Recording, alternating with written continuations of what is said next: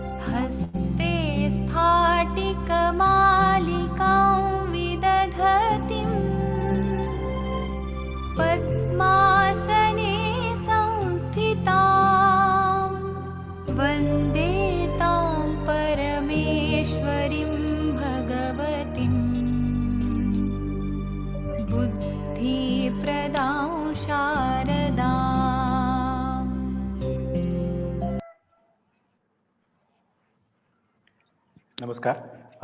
सबसे ये अनुरोध रहेगा कि वेबिनार के मध्य में कृपया आप सब खुद को म्यूट पर रखें ताकि हम सब इस वेबिनार से लाभान्वित हो पाएं। और दूसरा यह कि इस दोनों वक्ताओं के वक्तव्य के बाद एक क्वेश्चन आंसर सेशन होगा, जिसके लिए आप अपने प्रश्न सेशन के मॉडरेटर श्री आशीष पुराणिक सर, जिनका परिचय मैं अभी कराऊंगा आप सबसे, आप उनके चैट बॉक्स में डायरेक्टली आशीष पुराणिक सर को अपने प्रश्न भेज सकते हैं जो भी आपके मन में आते हैं। फिर निश्चित रूप से वो प्रश्न डिस्कशन सेशन में लिए जाएंगे। तो देरी ना करते हुए मैं सबसे पहले हमारे आज के मॉडरेटर श्री आशीष पुराणिक सर का परिचय कराता हूं। श्री आशीष सर, आप गारवारे कॉलेज ऑफ कॉमर्स से सबसे पहले सर ने बीकॉम किया है। इसके बाद सर ने यूनिवर्सिटी ऑफ पुणे से एमकॉम अपना पूर्ण किया है एडवांस्ड अकाउंटिंग एंड टैक्सेशन में। सर ने डीवाई पाटिल लॉ कॉलेज से बैचलर ऑफ लॉज किया है banking, corporate finance and securities law में। उसके बाद सर की पीएचडी पूर्ण हुई है यूनिवर्सिटी ऑफ पुणे से रूरल डेवलपमेंट में। सर अभी बीएमसीसी कॉलेज पुणे में वाइस प्रिंसिपल है। सर को बेस्ट शिक्षक के रूप में शिक्षण के अवार्ड्स, कई पेपर प्रेजेंटेशन के अवार्ड, इसके अलावा एक एकेडमिशियन के तौर पर सर ने बहुत सारे रिसर्च पेपर्स, कॉन्फ्रेंसेज ये सब कराए हैं, इनका भाग रहे हैं। बहुत बहुत स्वागत आशीष सर आपका। कृपया आप कार्यक्रम को आगे बढ़ाएं। नमस्कार, धन्यवाद। सुधाकर जी, मेरी आवाज पहुंच रही है? You are audible sir. जी धन्यवाद। अंग्रेजी में शुरुआत करूंगा और हम दोनों भाषा में बात करेंगे, अंग्रेजी और हिंदी दोनों मिक्स करके बात करेंगे, ताकि साउथ इंडिया से भी बहुत सारे लोग हैं जो बहुत सारी अंग्रेजी में उनको समझना पड़ेगा, हिंदी समझ नहीं पाएंगे, और नॉर्थ इंडिया के बहुत सारे लोग जुड़े हैं जिनको हिंदी में भी कुछ चीजें समझनी आवश्यक होगी। I am one of the persons affected by the language policy, so I prefer you to speak in English, of course, though I can understand Hindi. Okay, so sorry for the interruption. Yes. So I welcome you all on behalf of Vidya Bharati Uच्च Shiksha Sansthan. It's a very important point when we should discuss about changing paradigms in higher education. Right now, the new education policy is fostering and rather a point of discussion among all the experts in higher education industry. Guys, it is really noteworthy that few institutes have already started exercising their the points which are mentioned in the new education policy. We have also noticed that certain institutes in India, certain higher educational societies, rather parent bodies in India, have already started taking certain steps towards going towards autonomy, exercising the requisites of autonomy, and also making equipped their own colleges for new changing paradigms in new education policy. Certainly, this new education policy 2020 gives a great footage for an autonomous status of higher education institute. It gives more autonomy, it gives more pleasure, even it gives us more complete academic, administrative, and even autonomy to the student about what they want to learn. So multidisciplinary approach also focuses on that. Accordingly, it is very essential for all of us, all of us professors, principals, vice principals of many renowned higher education institutes in India, to understand that under the purview of this new education policy, what are the requisites which we have to comply if we want to become an autonomous institute. So what will be the thorough important path to transform ourselves from affiliated structure to autonomous structure. हमें ये जानना बहुत जरूरी है कि नई शिक्षा नीति में बहुत राष्ट्रीय शिक्षा नीति में बहुत अलग अलग तरीके से उच्च शिक्षा को अनन्य साधारण महत्व दिया गया है। इस महत्व के अनुसार उच्च शिक्षा संस्थानों को स्वायत्तता ना कि शैक्षिक बल्कि प्रशासकीय भी दी जा रही है। अब अगर हमें एफिलिएटेड स्ट्रक्चर से ऑटोनॉमस स्ट्रक्चर में ट्रांसफॉर्म होना है, तो ऐसी कौन सी चीजें हैं जिसके ऊपर हमें बारीकी से ध्यान देना पड़ेगा और क्या करना पड़ेगा, इस विषय को लेकर इस वेबिनार का आयोजन किया गया है। आज के कार्यक्रम में दो विशेष वक्ता हमारे साथ है। मैं उन दोनों का परिचय आपको करा दूंगा और उसके बाद दोनों वक्ता अपनी अपनी बात रखेंगे। हमारे पहले आज के वक्ता है डॉक्टर ऋषिकेश जी सोमन। सोमन सर, ये पुणे के Symbiosis college of arts commerce, ये ऑटोनॉमस कॉलेज है पुणे का, 12 साल पुराना, 12 साल पहले ये ऑटोनॉमस हो चुका है। यहाँ के आदरणीय प्रधानाचार्य प्राचार्य है। वो खुद रिसर्च गाइड है और बहुत अलग अलग विद्यार्थियों को रिसर्च में मार्गदर्शित कर चुके हैं। 35 साल का कुल मिलाकर शिक्षण क्षेत्र का, पढ़ाने का, अध्यापन का उनको अनुभव है। बहुत अलग अलग अंतरराष्ट्रीय स्तर के कोलैबोरेशंस उन्होंने अंडरटेक किए हैं, जिसको एजुकेशन इनिशिएटिव कहा जाता है। ऐसे अलग अलग चीजों पर वो बहुत कौशल्यपूर्ण तरीके से अपने सत्र देश और विदेश में दे चुके हैं। लिबरल आर्ट्स एजुकेशन की शुरुआत भारत में 2006 में ऋषिकेश सोमन सर ने पहली बार की थी। टेक्नोलॉजी को किस तरीके से टीचिंग लर्निंग प्रोसेस में लाना चाहिए, एजुकेशन में क्वालिटी किस तरीके की होनी चाहिए, क्रिएटिविटी इन एजुकेशन, ये ऐसे सारे विषय है जिसमें ऋषिकेश सोमन सर अपने कौशल्य को सबके सामने प्रस्तुत कर चुके हैं। सिम्बोयसिस कॉलेज के साथ काम करते करते बहुत ही अलग अलग इंटरनेशनल एसोसिएशंस के साथ काम करना और उनके साथ एफिलिएशन बनाए रखना, ऐसे बहुत सारे काम ऋषिकेश सोमन सर ने किए हैं। मैं ऋषिकेश सोमन सर का विद्या भारती उच्च शिक्षा संस्थान की तरफ से मनपूर्वक स्वागत करता हूं। धन्यवाद। धन्यवाद। हमारे आज के दूसरे विशेष अतिथि और वक्ता है professor doctor Ganesh Vaidyanathan. Ganesh Vaidyanathan sir Shri Venkateswara college of engineering के आदरणीय प्राचार्य है, जो चेन्नई में स्थित है। Engineering Venkateswara college of engineering 35 साल पुराना सेल्फ फाइनेंस ऑटोनॉमस इंस्टीट्यूट है तमिलनाडु का। गणेश सर खुद BE, ME, MS और PhD कर चुके हैं। कुल मिलाकर 29 साल का शिक्षा क्षेत्र का अध्यापन करने का अनुभव है। बहुत ही अलग अलग कॉन्फ्रेंसेस में राष्ट्रीय और अंतरराष्ट्रीय स्तर पे अलग अलग जर्नल्स पे भी उनके कुल मिलाकर 50 से करीब रिसर्च पेपर पब्लिश हो चुके हैं। वो एक किताब भी लिख चुके हैं। 50 से ज्यादा बच्चों को PG और UG के अलग अलग प्रोजेक्ट्स में गाइड कर चुके हैं और PhD में 10 बच्चों को गाइड कर चुके हैं। आदर्श शिक्षक का पुरस्कार कॉग्निजेंट टेक्नोलॉजी से उनको 2015-16 में प्राप्त है और अलग अलग इंजीनियरिंग इंस्टीट्यूट के वो मेंबर भी है। मैं गणेश सर का भी मनपूर्वक स्वागत करता हूं। Thank you, sir.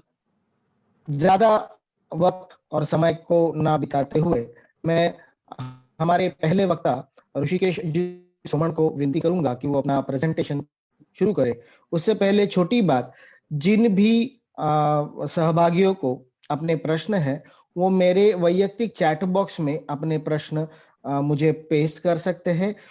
दोनों सत्रों के बाद मैं एक एक करके सारे प्रश्नों को इन दोनों महानुभावों के सामने रखकर आपके सवालों के जवाब आपको मिले इसका प्रयास जरूर करूंगा। ऋषिकेश जी।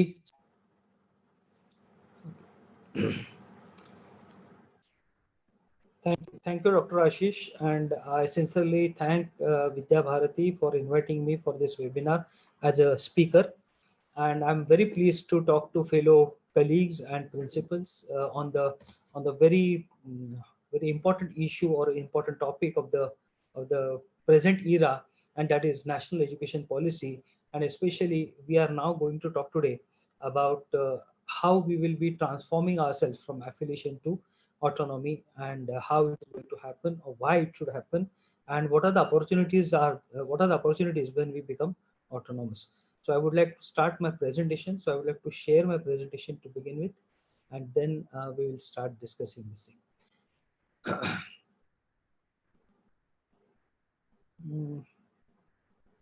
Where to share? Ashish, where to share from? Yeah, sure. Okay.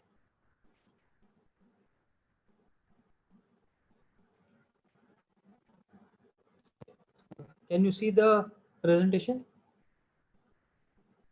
Yes, sir. It is visible. जी सर, हाँ मैं दिखाई दे रहा है। जी sir. Thank you. Thank you. Thank you. Okay. So let's share my first reaction when I first read the draft of national education policy in 2019, and I said that it is too good to be true. I mean, India having such kind of comprehensive, forward-looking, progressive policy was really dream come true. Then naturally everybody was skeptic, and everybody started talking about ठीक है, लेकिन how are we going to implement it? And so maybe everything will happen properly, and whatever happens, that happens for the best. That I really trust. And therefore now we are going to talk about. So I just give you my first reaction. It is really a very good policy, and we should get excited about it. We should actually find. I mean, there are a lot of opportunities. We should be able to find those opportunities. That's a very important aspect, and I believe all the senior colleagues, they are capable of finding out the policy. The opportunities in this policy. So my topic, I have said that affiliation to autonomy with innovation and creativity. That means various innovation and creativity initiatives that are there in the policy, and these initiatives are actually offering a lot of opportunities for the autonomous colleges, and therefore it becomes imperative for us to shift from affiliation to autonomy. That is the entire submission that I would like to make. Now let's start with the affiliation. So historically, the Britishers had this system introduced over here, and after that they have discontinued the system. But for the 70 years, we have been continuing with the same system, and today that system has become so dear to us that so many people, I mean, literally so many people are afraid of leaving that affiliation system and becoming autonomous. Maybe I'll come to that part later, because it is going to speak a lot about we ourselves, our quality consciousness and other things. But let's talk about the historical justification, that it was a prevailing practice in Britain at that time. And say 1857, the 3 universities were being established, as you all know. I'm not going into that history.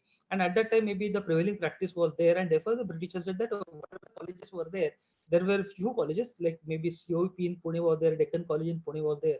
So these colleges, they became affiliated colleges to Bombay University. At that time, it was Bombay University.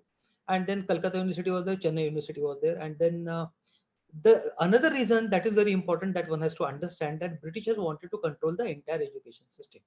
See, this is a kind of slow poisoning. If you infiltrate education, if you start giving them wrong messages through education, it seeps in and it stays there for a very long time and becomes a kind of poisonous thing, and it is very difficult to remove.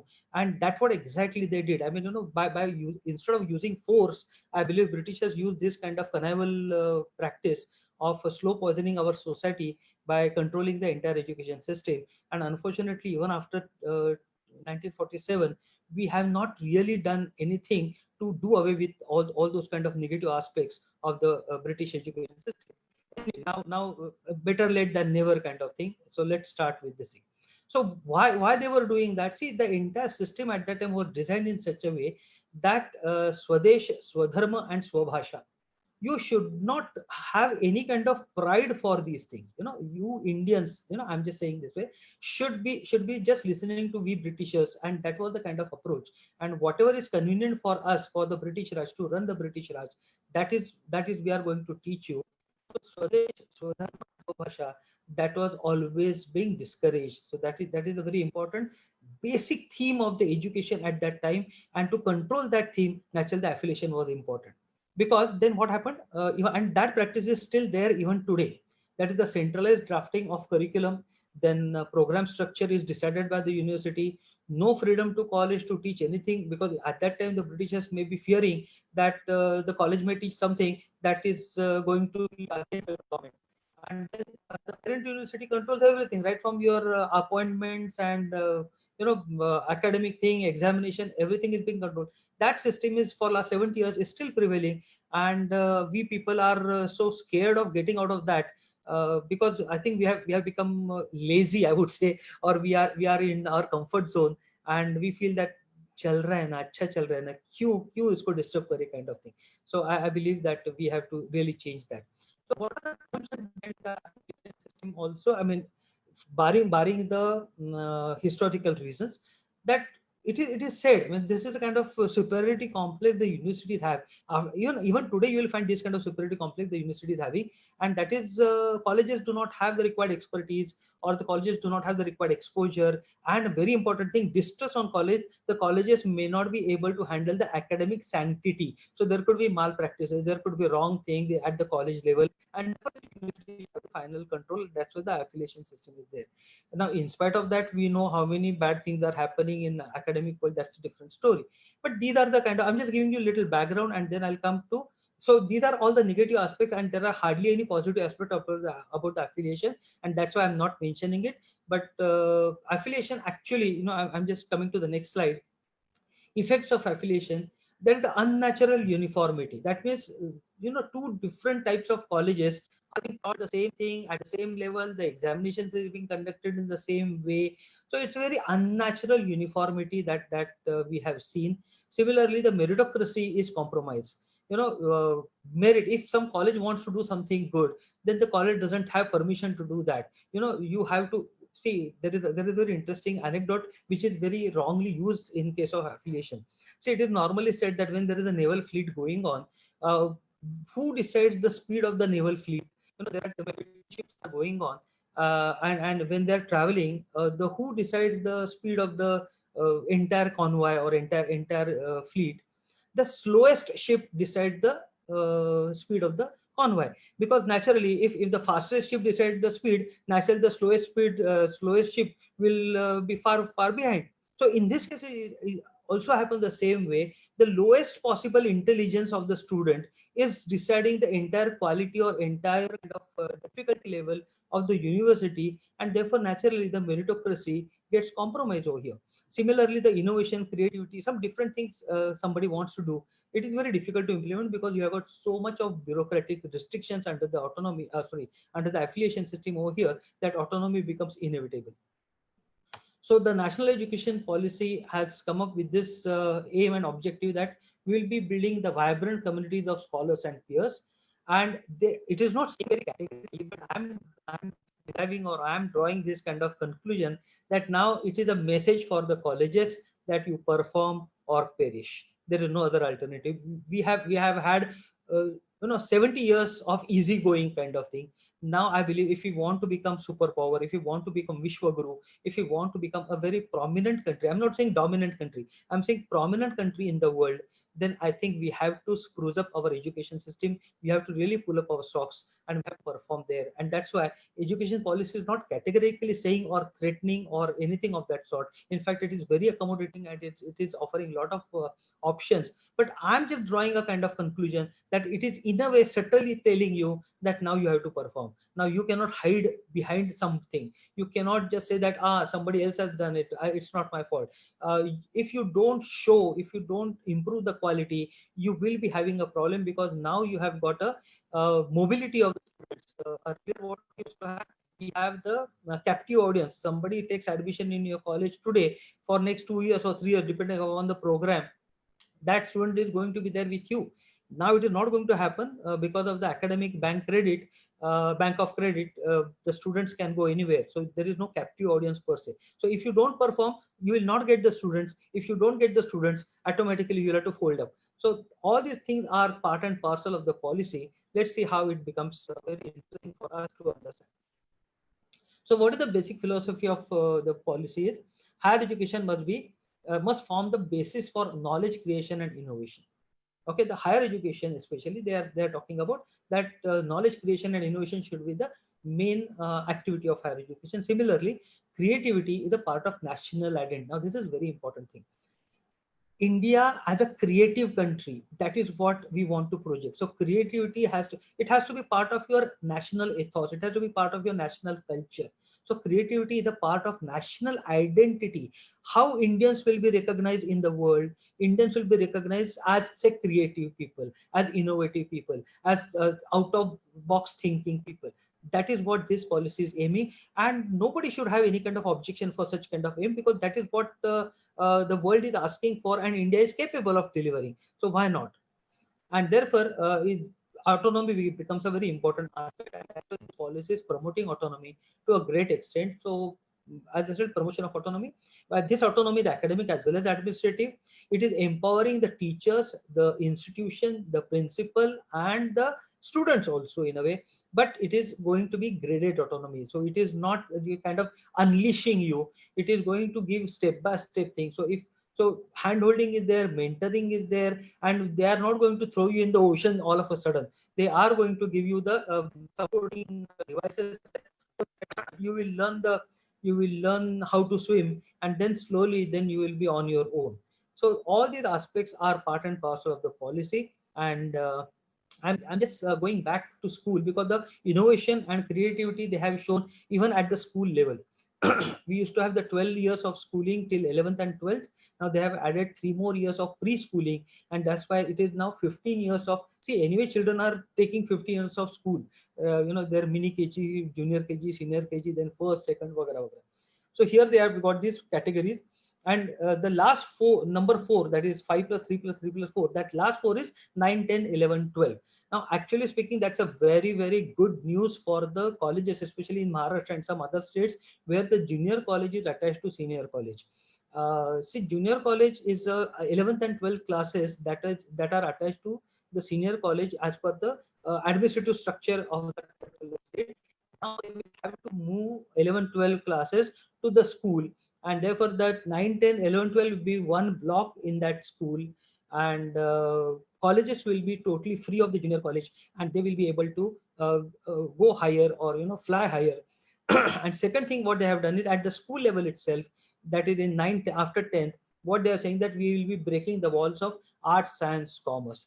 Anyway, I mean, when was it started, I really don't know, and why it was started, I don't know. But why on earth we have this kind of watertight compartments of art, science, commerce, and who decided that you should not be learning something else when you are learning, say, a particular thing? So with accountancy, why cannot learn philosophy? Nobody had the answer, and nobody had the solution also. And now today we have got this particular thing, attempt to break all those walls, and that is why I have touched upon the school thing. So at 10th standard itself, you will not have this segregation.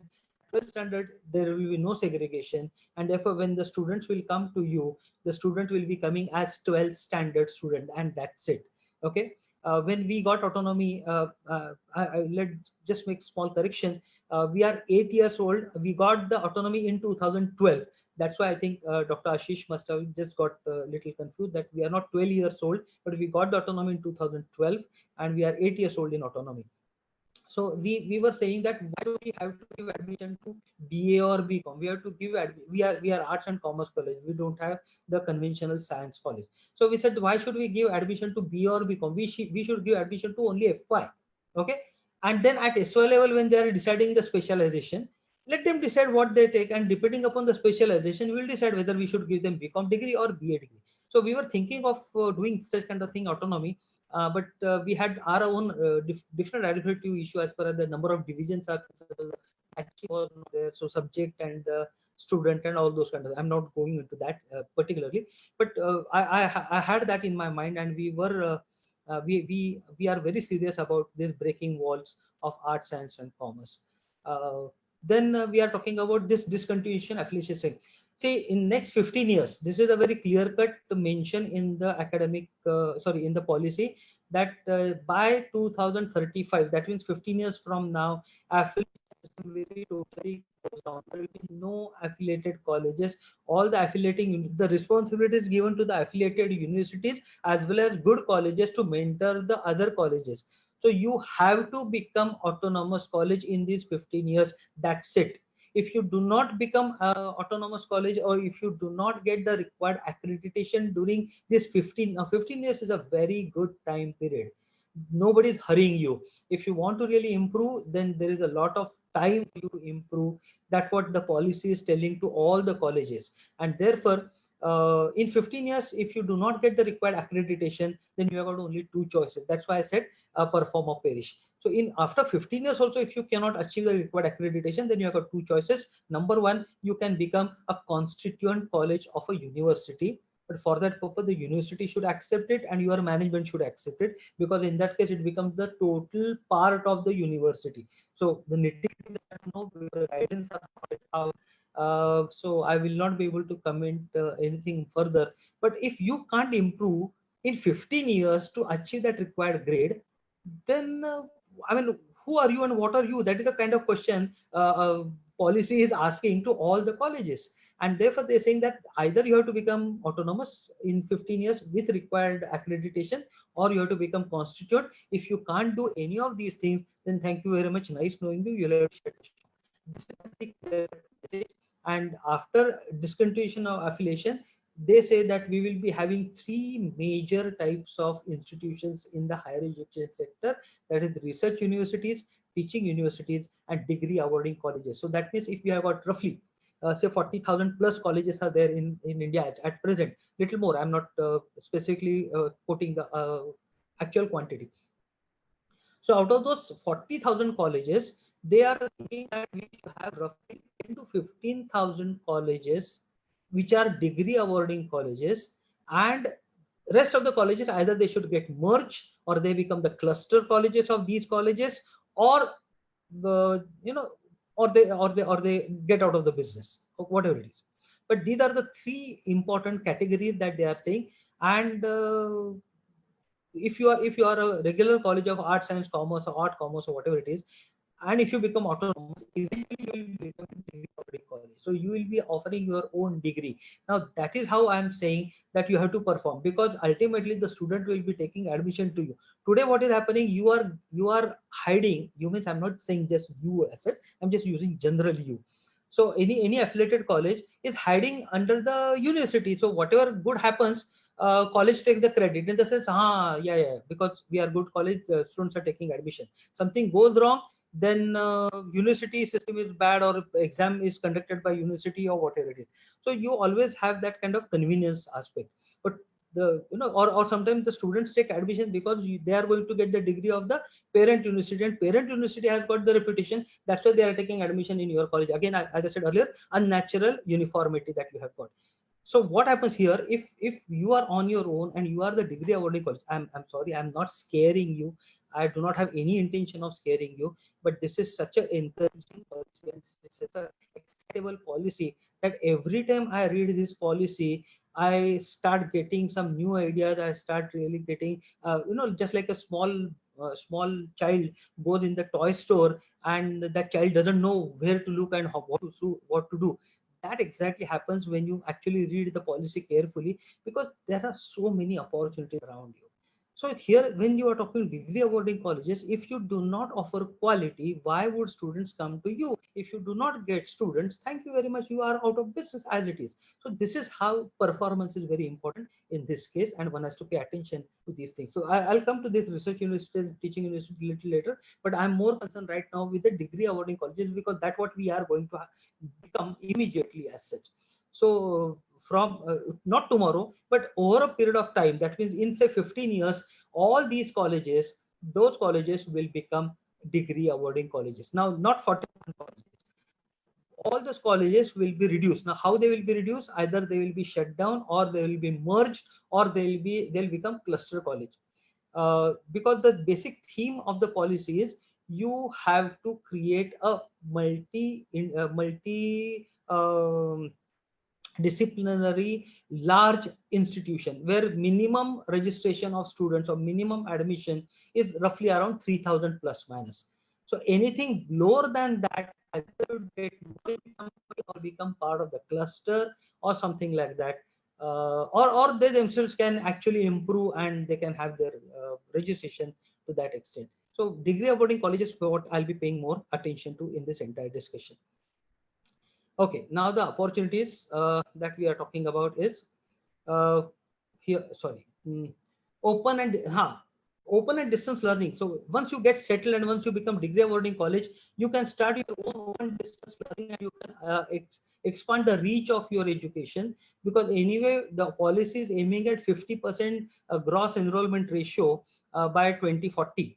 See, this is a long-term policy. This is not a short-term policy. So the policy is talking about 5 years, 10 years, 15 years, and 20 years kind of span. So from 2020 to 2040, that is the kind of span the policy is unfolding. And therefore, they are talking about open and distance learning, encouragement to use technology, into public institutions as well as other institutions. Today, non-grant institutions or self-finance institutions are not getting public finance or from finance from the government or education sector to that extent.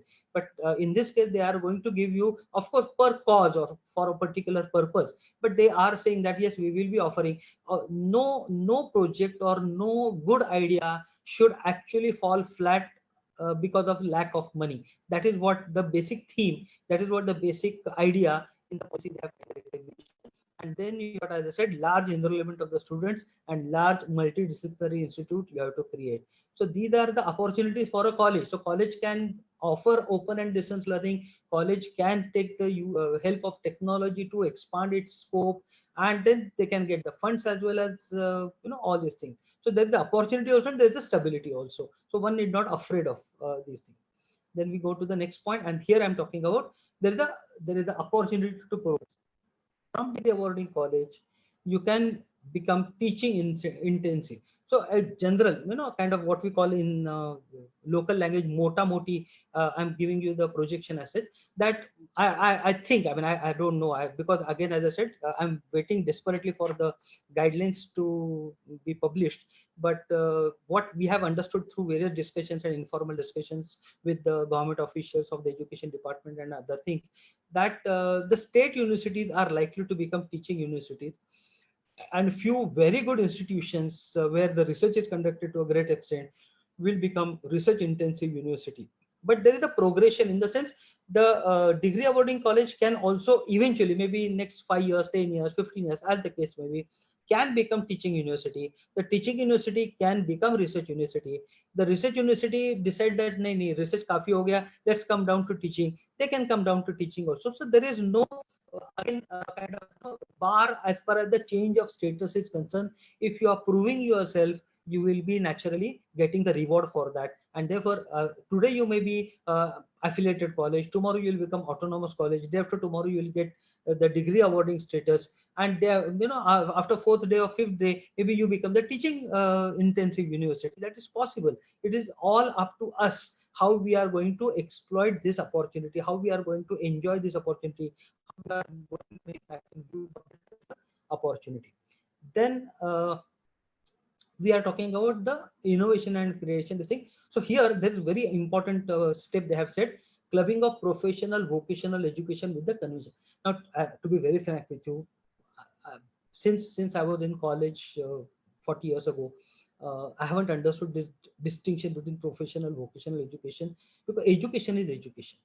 Okay, and why they have made this kind of thing, and again creating additional silos or creating additional watertight compartment, that if you are doing vocational then you can't learn this, if you are doing professional then you can't do this. And this is all stupidity. Education is education. Ultimately, what is the goal of the education? To create a complete man. Now if you are depriving him or her from learning something, how one is expected to be a complete man or a woman or whatever it is? So it's good that they are now saying that we are not going to recognize separately professional vocational for those who are in that category. Jokingly, lightly, please don't misunderstand, but AICT से आपका छुटकारा हो जाएगा, when this club. Of course, AICT is also going to get merged in the Higher Education Council. That's a different story, but I'm just jokingly saying this thing, that professional vocational is not recognized separately. That's a very good move. Similarly, we have got this unnecessary exaggeration of status, or unnecessary hype of status, or hype up what you can know, like a superiority complex of science and technology and engineering and medicine. Now from STEM they are converting it into STEAM by adding arts. Now when I'm saying arts, it is not arts, it is the humanities. Okay, ultimately you need humanity factor. So many again I'm referring to known fact as such, that so many terrorists are basically engineered by formal education as such. People have what is so wrong that all engineers are having such kind of lopsided thought? Those who are the terrorists as such, not all engineers, those terrorists which are engineers, in that sense I'm saying. And this is an open fact, and this is an open discussion, so I'm not putting any new thing in this particular discussion. But what is required is, you require that, say when you learn philosophy, when you learn logic, when you learn sociology, when you learn political science, when you learn languages for that matter, languages are so neglected in our system. It has like become a necessary evil kind of thing. You have to just pass in that thing. Language is such an important aspect that you think in language.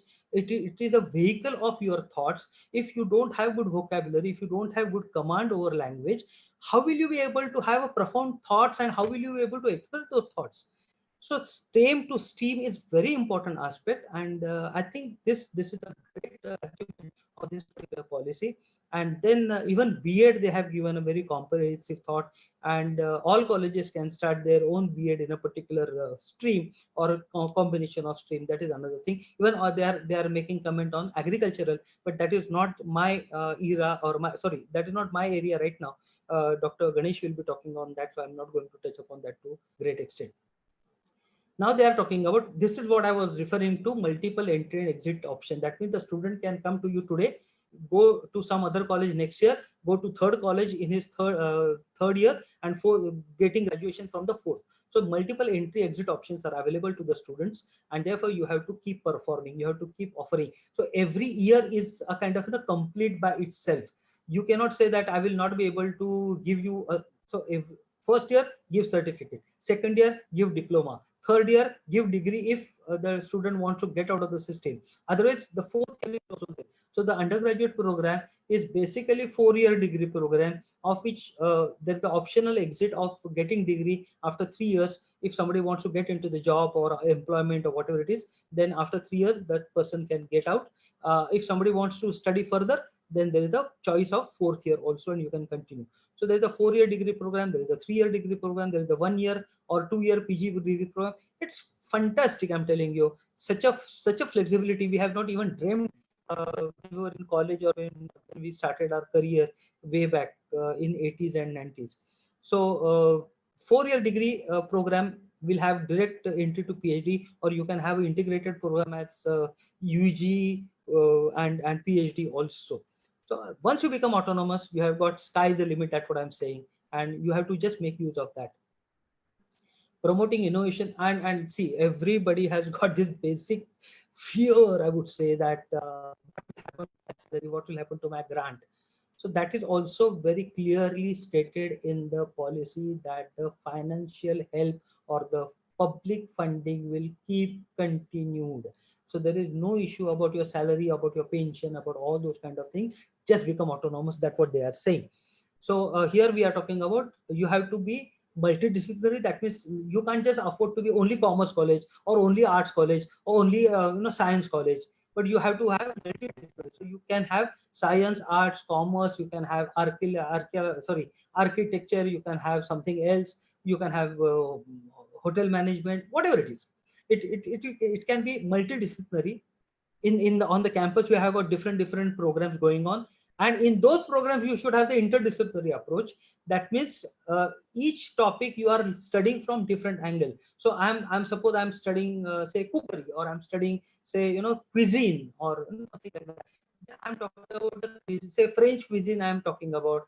Then I'm also talking about the French culture. I'm also talking about the French language. Also talking about how the food is getting reflected in the French literature, and so on and so forth.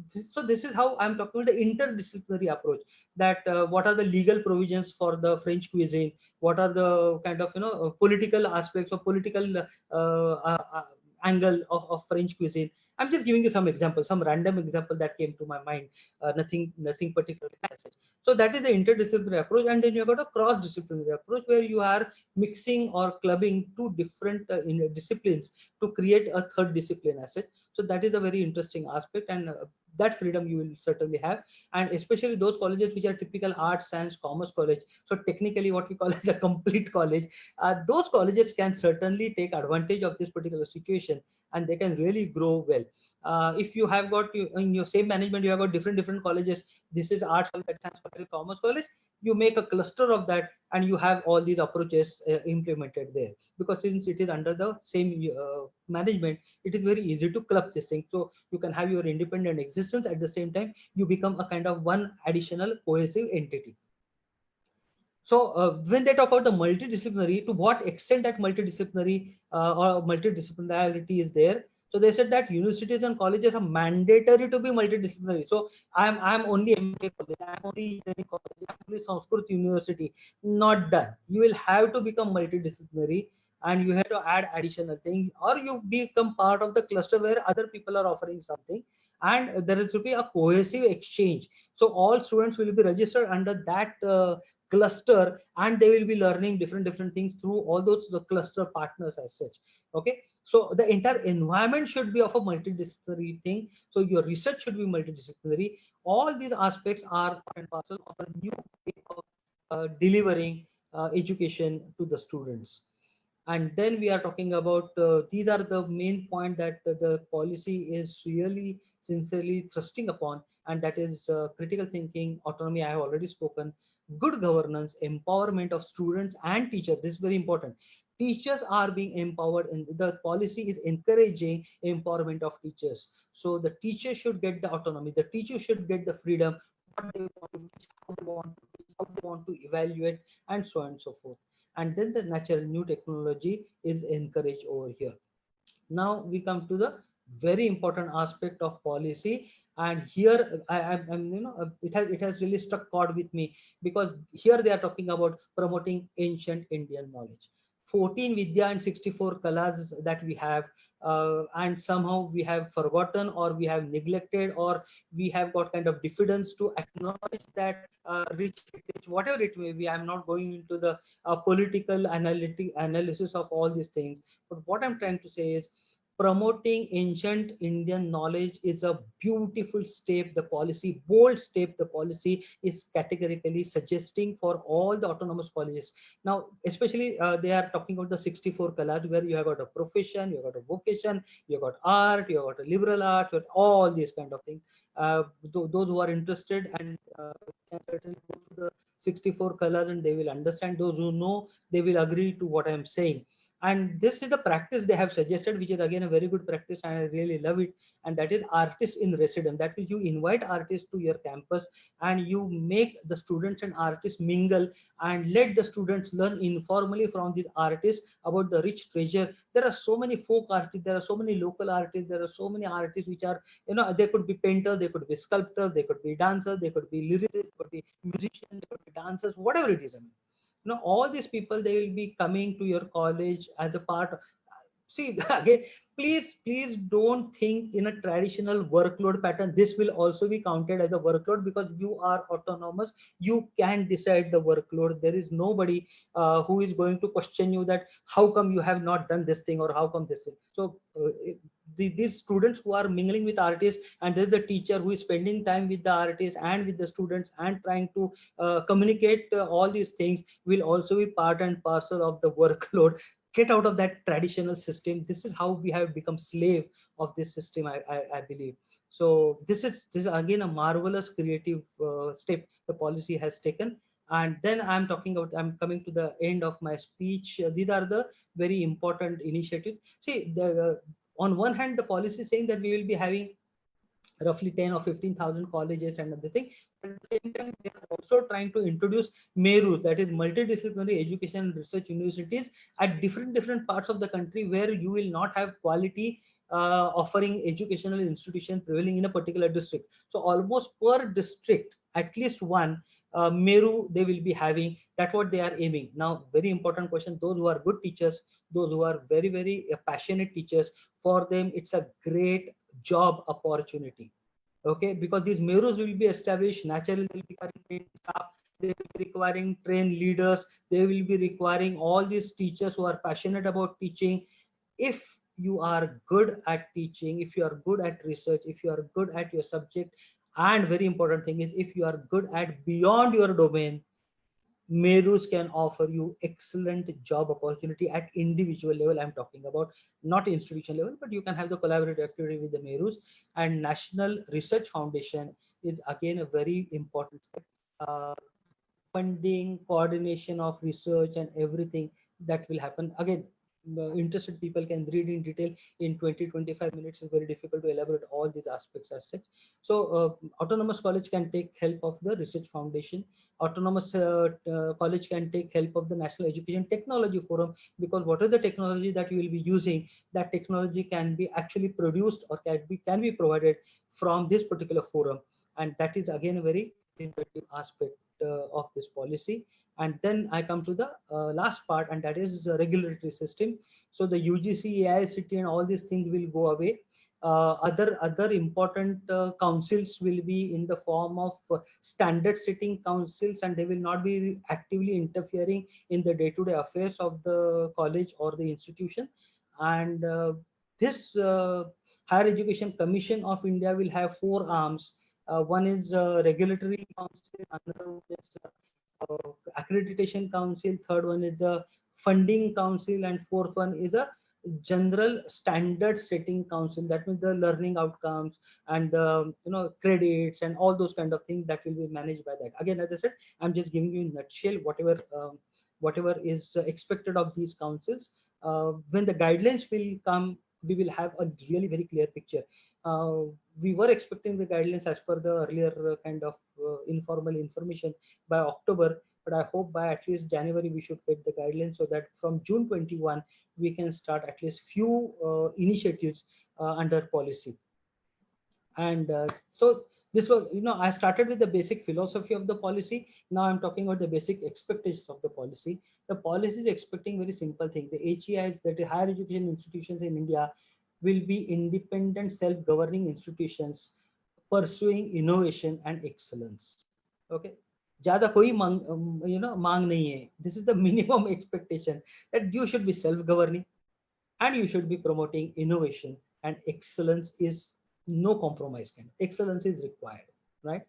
So, and then last is you have to have the closer collaborations between the industry and higher education institutions, because though we say that I do not agree that employability is the only criteria of good education or I do not agree. Education has got a larger purpose.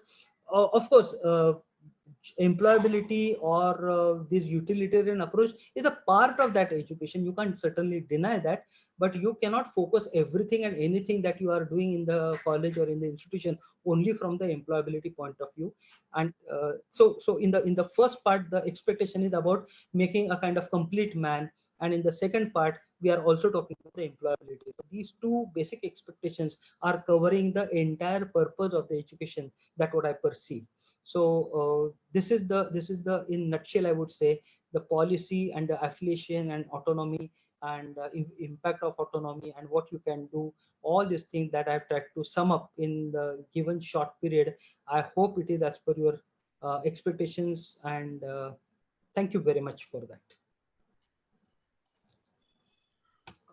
बहुत ही आभारी हूँ Soman sir, मैं आपके लिए जो 4-5 प्रश्न है वो मेरे चैट बॉक्स में है, पर जैसे ही हमने निश्चित किया है वैद्यनाथन सर का सेशन पूरा होने के बाद हम आप दोनों से सवाल लेंगे।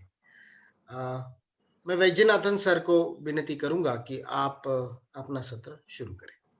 Thank you, Professor Ashish. I'll just do a very quick sound check. Am I audible? जी जी आ रही है sir. I'll also load my presentation. I hope Professor Hrishikesh ji has.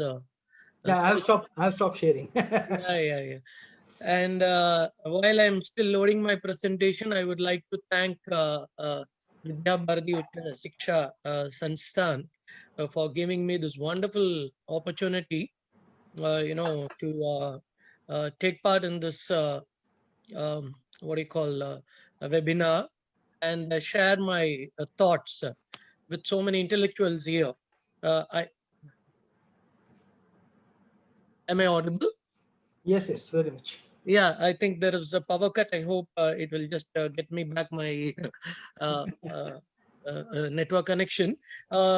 So I find that there are a lot of intellectuals, right from directors of the institutions to the principal of the institutions.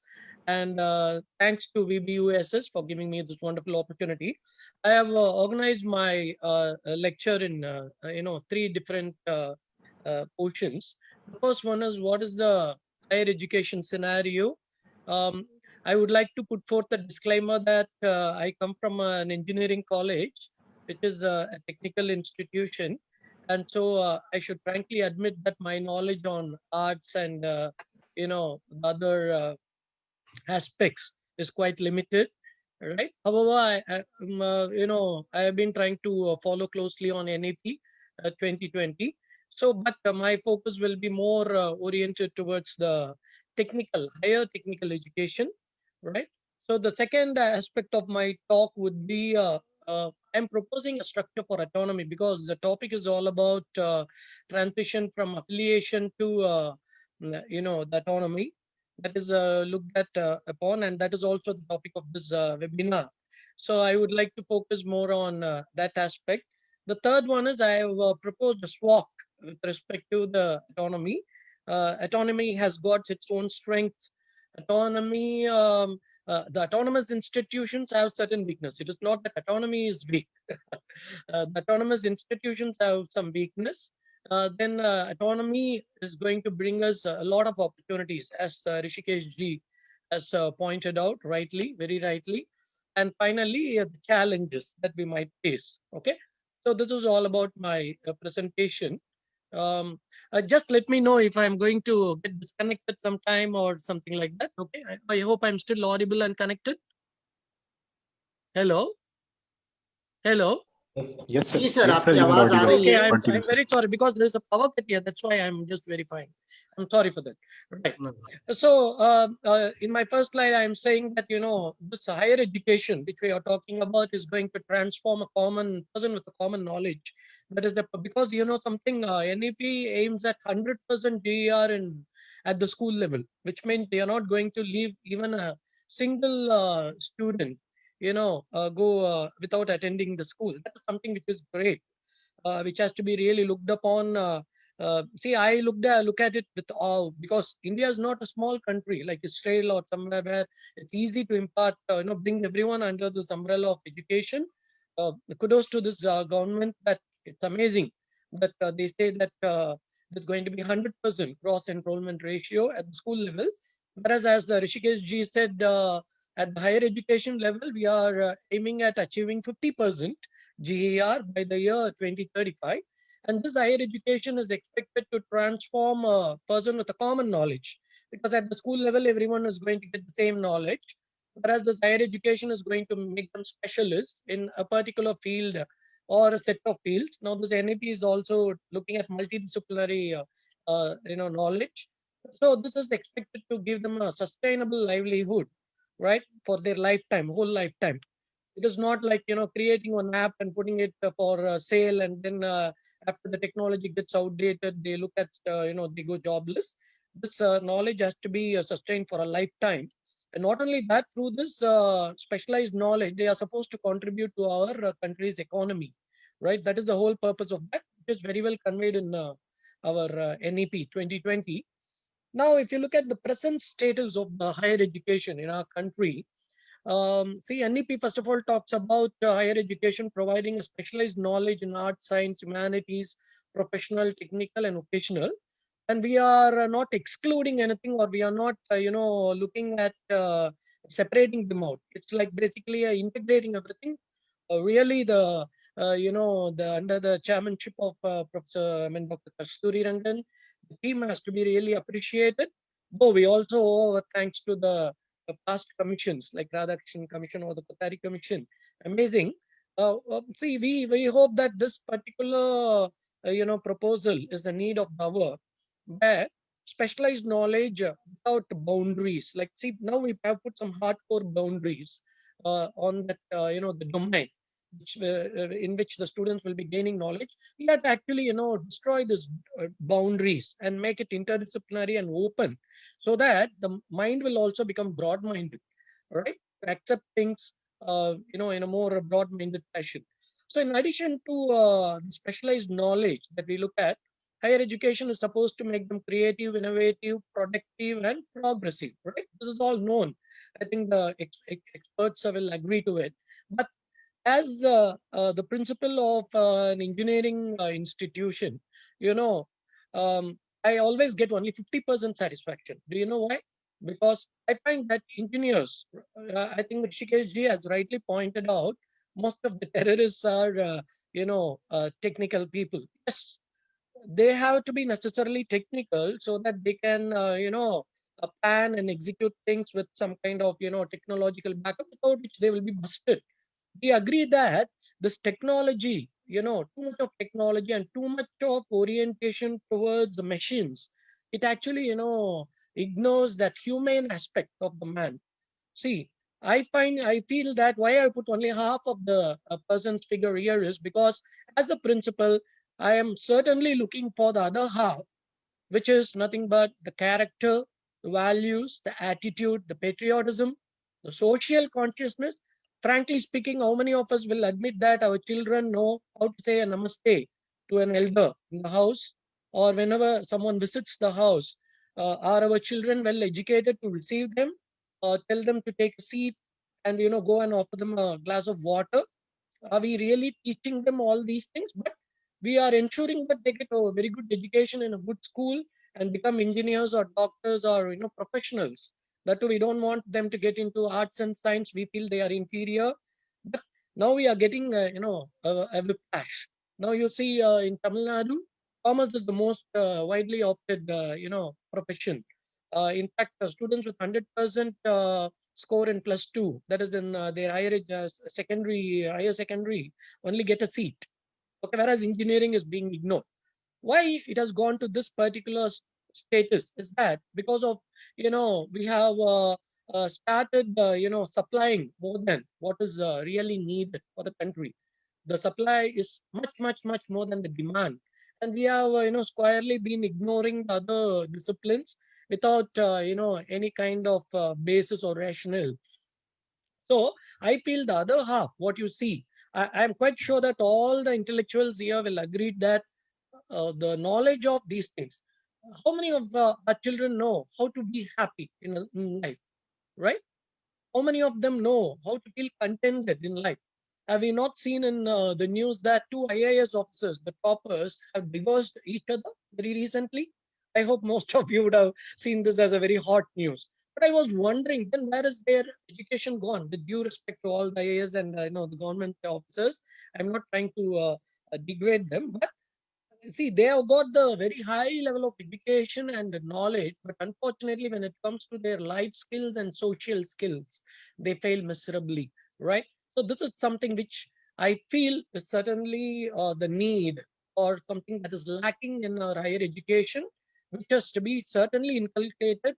And I'm quite sure that this NEP is mainly looking at these kind of liberal education. I think liberal education is one of the aspects of higher education. It is certainly expected to provide all this, right? Um, so what are the changes envisaged? I think Professor Hrishikesh Soman has already touched upon these topics. So I would like to just briefly, do it, the slide. So restructuring of higher education institutions as type 1, 2, or 3. So he already told that some institutions will be focusing on research and higher, level of knowledge. Some will be doing a moderate level of research, but they will be focusing on excellent teaching aspects. The third will be, kind of institutions which are going to be called as, the degree awarding colleges. So they will also be expected to do a good job. And one thing that he pointed out is perform or perish. Yes, this is suddenly likely to happen. If at all the policy is going to be implemented in the right way, I think we have to either perform or perish. There is no other go, right? I'll come to that part. I also have a solution, because it's not that we can tell some managements who do not know how to perform that, come on, get lost and get perished. That is not fair. So I am also going to give some solution for that later, in the later part of my talk. Then focus on multidisciplinary education and research. As I said, it's not going to be a hard boundary or a very distinct boundary between the disciplines. I feel certainly engineering students should learn arts, medical students should learn commerce, right? And the commerce students should also learn science. I think this kind of cross-border education will make them more broad-minded and accept even all kinds of knowledge is very much essential for us to be a properly knowledge person. So far, we think that no, we say is a good engineer, good doctor, but when it comes to the other aspects, I should frankly admit that our engineering students, or children, I should say, because it is mostly our children at home, how many of them are allowed to go to a shop and buy something? Or I'll just tell something very simple. I'm quite sure that many engineering students do not know how to change a light bulb in a folder, in a holder, because the parents avoid them doing that. Please don't do it. You might get a shock, right? So whereas we call an electrician, pay the gentleman, and then get it sorted out. So what is the point in studying when we cannot apply things, right? Third one is liberal education. As I said, education has to provide a holistic knowledge and wisdom. I won't even say knowledge. We have to we should be able to apply the knowledge, wisdom. So I always recollect a very famous quote that tomato is considered to be a fruit. It doesn't mean that we have to use it in a fruit salad, right? So this is what is called as a difference between the knowledge and wisdom. Knowledge is to know that tomato is a fruit. Wisdom is to not use it in a fruit salad, because it will spoil the taste of a fruit salad, right? So let everyone get the wisdom. For that, liberal education is essential. And as Rishikesh sir rightly pointed out, multiple entry and multiple exit. This is certainly essential, because our children now need a bit more flexibility. They are fed up with the rigid system of education. If they are not able to perform, it becomes a very pitiable state of affairs for them. They lose their life. So let them join, right, and have a taste of a particular domain. To the best possible extent, let them perform. Let them do it for 1 year, get a certificate, transfer the credits. See, again, as one thing that Rishikesh sir rightly said is, when they don't get the proper taste of an institution, there is a risk that these children might look at some other institution which is performing in a better way. And so this is again, there is multiple reasons for this perform or perish, right? So every institution should take utmost care in seeing to that they perform extremely well in such a way that they don't perish. this is certainly is going to be one of the important outcomes. There are multiple points in our NEP which indirectly advocates this perform or perish concept. And finally, abolishing the affiliating system. Today, I came to know from Hrishikesh ji how the British introduced the affiliating system, quite justifiable and quite reasonable. Okay, so it's a welcome move that the affiliating system is, removed, and as many colleges are offered autonomy. But again, what are the various things that we look at? So my topic now is, how are we going to abolish the affiliating system, and what is going to be the advantages of autonomy, and how we have to use it wisely, or how will it work well, first of all? Because I'll come to that part later. So I'll go into the topic called abolishing the affiliating system. So you all know affiliating system is not a very complex thing, in which say I'm, as I put forth my disclaimer, I'm a technical person. So I've shown here the picture of a technical university attaching itself to many engineering institutions. So affiliation is the process of attaching many engineering institutions or many institutions in general to a university, and the university keeps them under its fold for various reasons, right?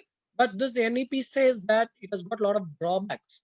First of all, the university will not be able to do a good teaching because, see, as an educational institution, academic outcome is the utmost priority. You know very well that many universities, and with due regards to the professors are not given enough time to spend on teaching and research, right? Rather, they are put in every committee, and even without their own interest. Many people, especially when they are getting old, they say, I'm not able to really go travel and visit and inspect. It becomes very difficult, right? Because uh, it's an overwhelming number of institutions which many technical universities have attached themselves to. For example, I have given in this example, our own Anna University in Tamil Nadu has got more than 500 institutions. The JNTU in our neighborhood state has got nearly 400 and odd institutions. I think it must be the similar case in Maharashtra, and I think Madhya Pradesh also has got so many institutions. So similar is the case with many universities across the country, irrespective of whether they are technical or non-technical, right? So due to this administrative workload, right, at some point of time, we find that the quality, ensuring quality, whether each college is doing its job well, whether it's able to produce a quality academic outcome is still a question mark, right? And you know something, many colleges, they hide themselves with the university. Okay, the poor quality of colleges, right? The poor quality colleges, they exploit the reputation of the university. If my university is a good one, I tell you how to verify this, right? You take any graduating from any institution, go to his LinkedIn profile and see what he has mentioned there, whether he has mentioned his university or the name of his college. If you feel that he has not mentioned, if you see that he has not mentioned the name of his college, it means that he's not happy to reveal it. So that means that the college is hiding behind the university. This may be a very, this fact may be hard to digest, but this is a way in which, I always, construe it or perceive it, right? So the student should be in a position to tell or feel proud about their alma mater. Should say that, yeah, I am from this college. It's one of the best colleges coming under this university. For me, university is secondary. That is the kind of opinion the uh, alumnus and the alumna should have, right? And colleges lack responsibility, right? So one important thing about autonomy is credibility, right? Like how far we can rely on them, right? Whether they are doing a good job, whether we can take them as a reference. All those things are still a question mark. And universities, because of their overwhelming kind of work, I think see, in the majority of the cases, I should not be generalizing this. They are still doing a good job, but in the majority of the cases, sometimes it gets skipped, or sometimes it goes unnoticed. So that this is one main reason why the NEP also feels that affiliating system should be abolished. Rather, we should give independence to the institutions. Let them prove themselves. Okay, let them have autonomy and let them perform and let them showcase their performance to the society and thrive. So this is the kind of, making the children independent. Come on, you put them in the real scenario of life and say that, come on, you face the challenges and come on. This is something which I feel real good institutions will take it up, and they will also perform. But at the same time, institutions that lack the capability, it's still a question mark. Now, I'm not digressing from the topic. See, I'm just telling you what is the status, right? The state of affairs. I always say the three T's in technical education. In technical education, we find we may come across professional education, technical, and vocational. Right? These are the three grades. I'm again looking at it in an engineering point of view. I'm excluding the the agriculture or whatever, the other professional education also. If you take engineering, I can compare it with an engineer with a diploma in engineering and probably someone who has done a vocational course to learn a trade. You know, what is the basic difference? Vocational guys, the guys who do vocational, they are supposed to be adept in the trade that they learn, become an electrician, become a carpenter, or whatever, right? The trade that they learn. They do quite well. In fact, we are more dependent on them. When it comes to technical, say at a diploma level, you not only they learn the trade, but also learn the theory behind it. When it comes to the professional education, like what we do in the engineering colleges, they're also supposed to kindle their thought and think further so that we will be able to get into research and the students can go for higher education. They can invent something on their own. I think this is where Israel actually makes a very good, has made a good stride in education. Now, what is the present scenario? I'll just show you. Every kind of study here, whether it's professional or technical or vocational, deals with only one aspect. Vocational, well and good. They have 100% efficiency. The trade which they are supposed to teach is well taught because students basically come to learn a trade without which they cannot sustain in their life. Okay, so they learn the trade, and which is the sustenance for their life. Whereas when it comes to the diploma and the professional institutions like engineering colleges, we find that the trade is not taught. That's why I told you some time back. I do not know how many electrical engineering students will be able to do a wiring, will be able to do a simple wiring. Rather, they may be afraid that they might get a shock, right? Or they may not know really what are the safety aspects to be followed before they touch, an electrical system, right? So we teach them theory very well. This is what happens in most of the colleges. I think the colleges themselves will know. Whereas in professional, now going by this table, I can say that professional and technical, we teach theory. Whereas when it comes to kindling the thought, we fail miserably, right? Except for the few students who go abroad for higher studies or go to higher educational institutions and or become researchers and scientists. I'm talking about the majority. It's not that everyone is thoughtless here. It's not like that. Similarly, there are some students who are good at trade also. See, they learn the nuances, but it's very few. I should say probably not more than 10%. 90% of the students, I'm quite sure that they may be good in theory. They do rote learning. They write the exam, get a degree also. Whereas when it comes to the job, they miserably fail. And when it comes to the social skills, they still fail very badly, right? So if you look at the efficiency of this professional education, I would say we have only one aspect of it out of three. So probably that makes it 33%.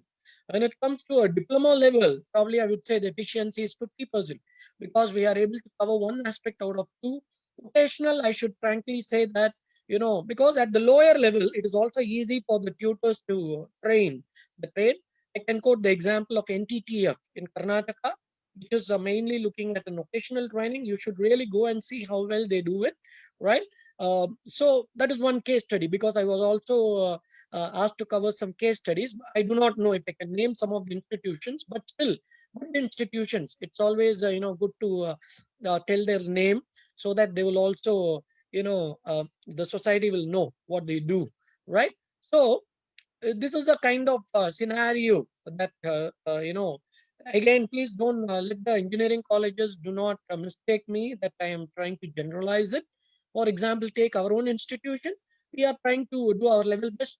I think for our institution, I can say that the efficiency is around 80 to 90%. Probably we try to do that. Our students go to Smart India Hackathon, get prizes, but the number, I say it should be increased. The students, many students should be made interested in learning.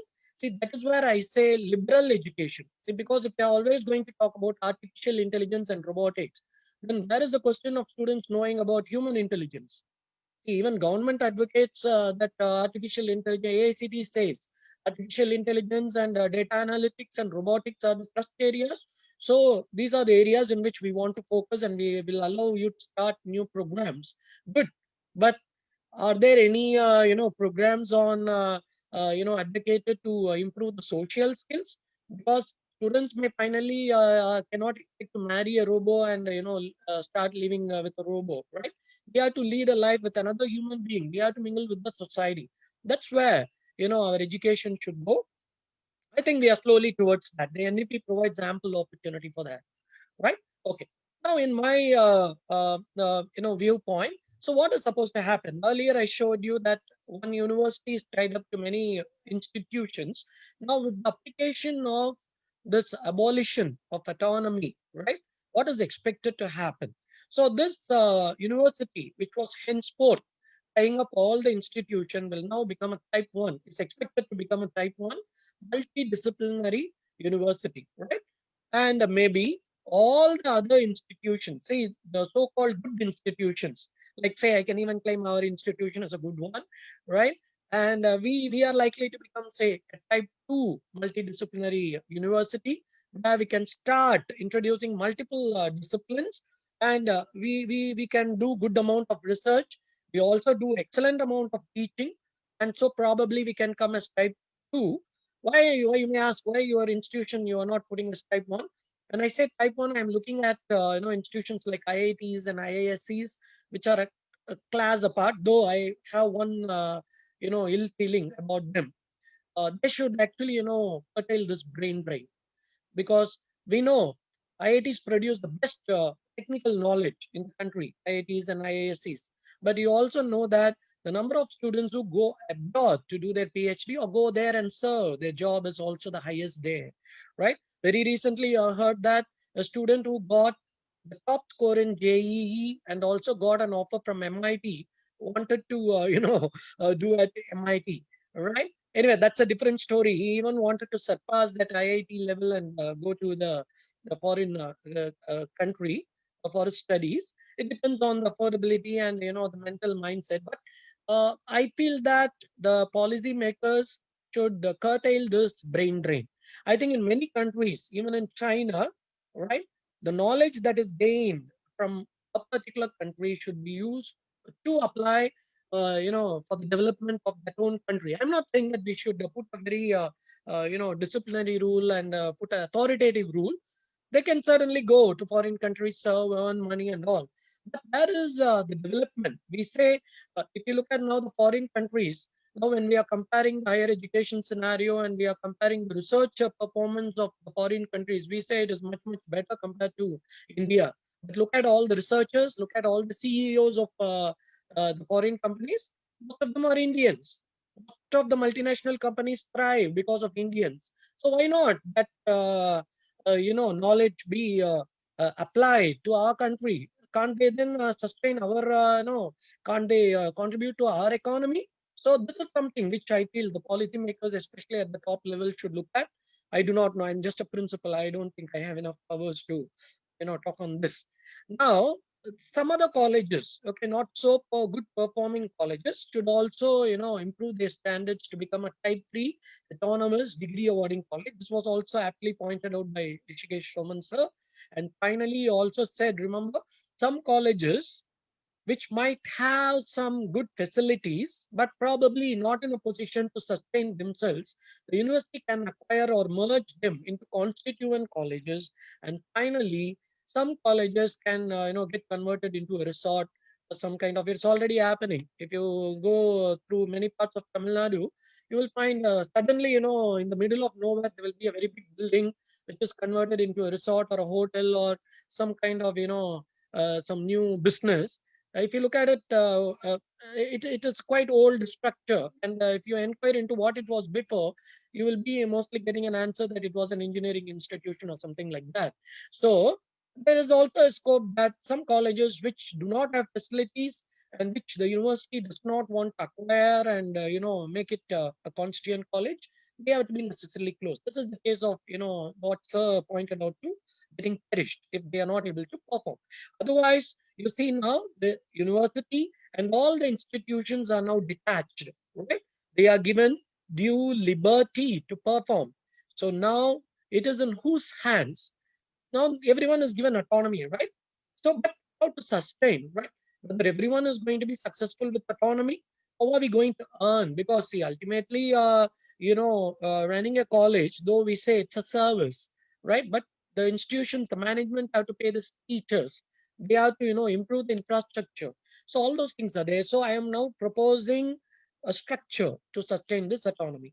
Before that, I want to just read one very famous definition given by UNESCO on autonomy, which is very frequently quoted by in many of the forums. Autonomy, as it is construed by many institutions, it's not only associated with academics.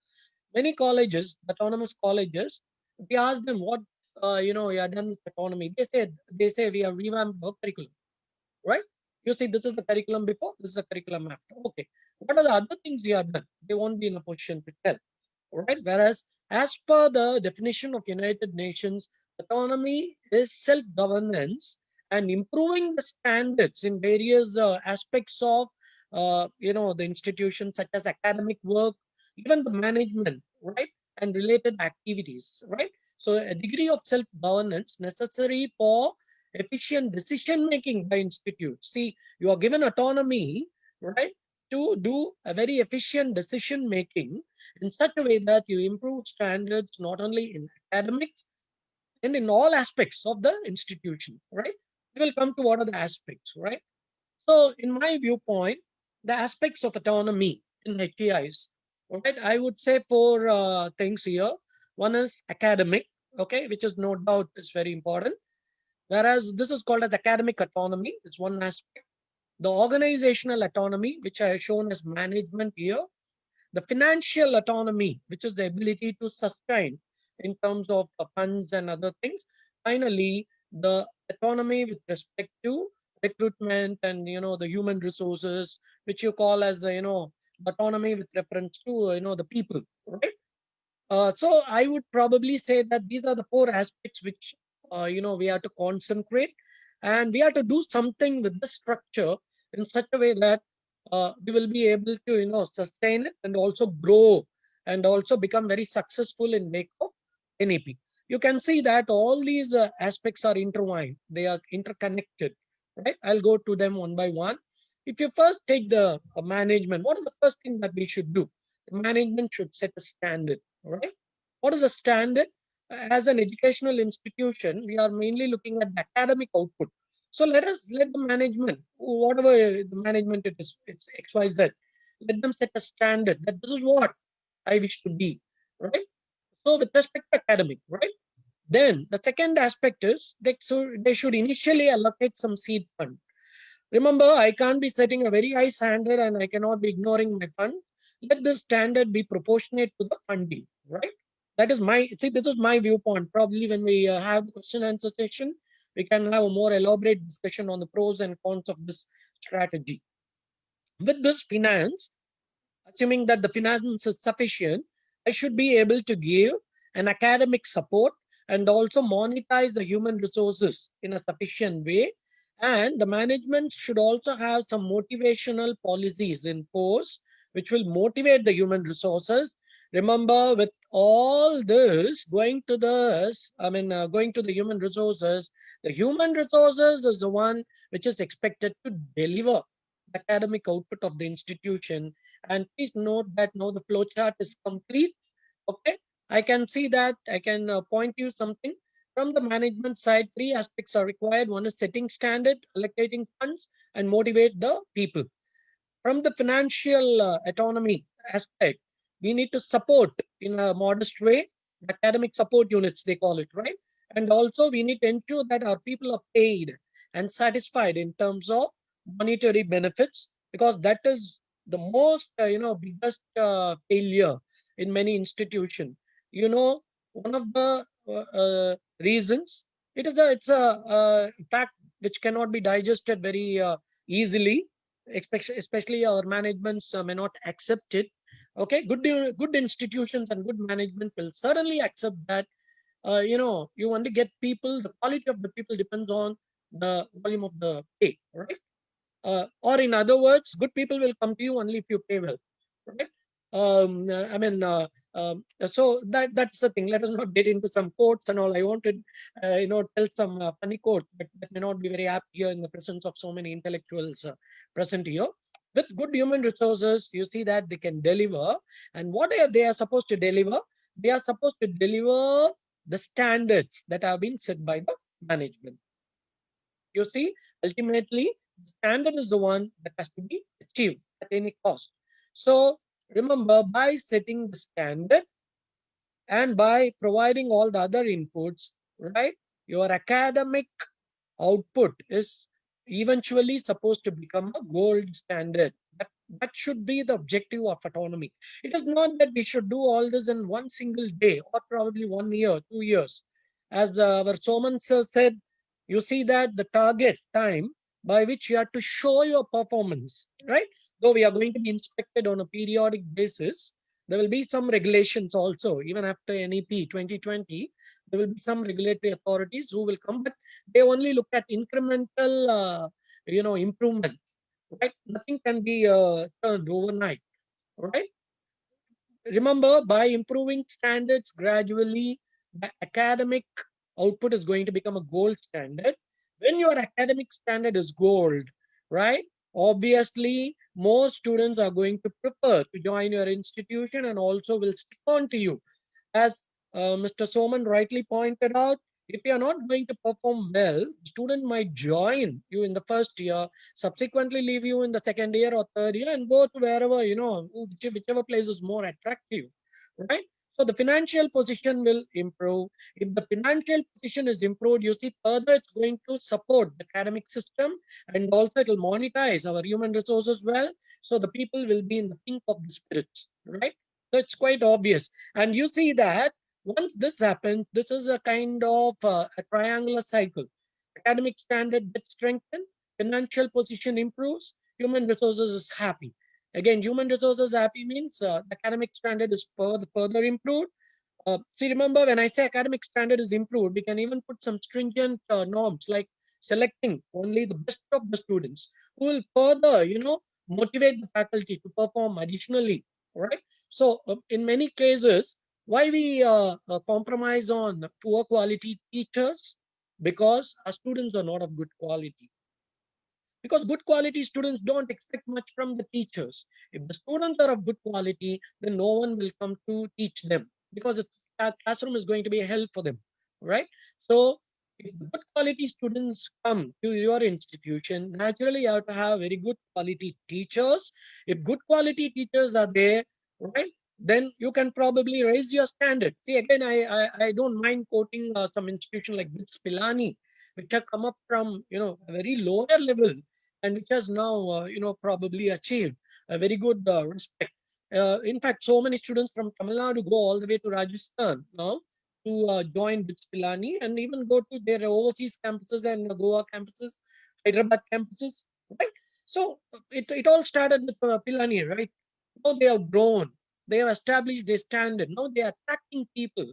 That is the kind of autonomy that is being looked at, right? In fact, I would say probably with this theoretical assumption, probably the management, except for the initial support, they can sit, relaxed manner and watch whether things are going. And of course, they can raise the standard as and now, in an appropriate manner, they can raise the standard and see to that the cycle is further strengthened. Anyway, it may be a theoretical assumption to assume this, but I feel it should work logically, because logically it is right. Now, coming over to the management, I said the management should set standards and also do funding. I'll quickly go through the aspects of standard setting.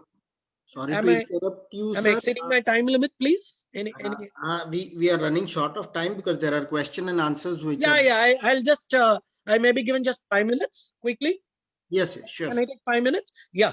So when it comes to the standards, see the vision, mission, the program educational objectives, internal quality assurance, the best practices are the standards. Motivation, welfare policies, recognize the staff members, ensure that they get good career prospects. Funding, I said funding. Funding should be real funding, not on paper. Reasonable funding, rational funding, right?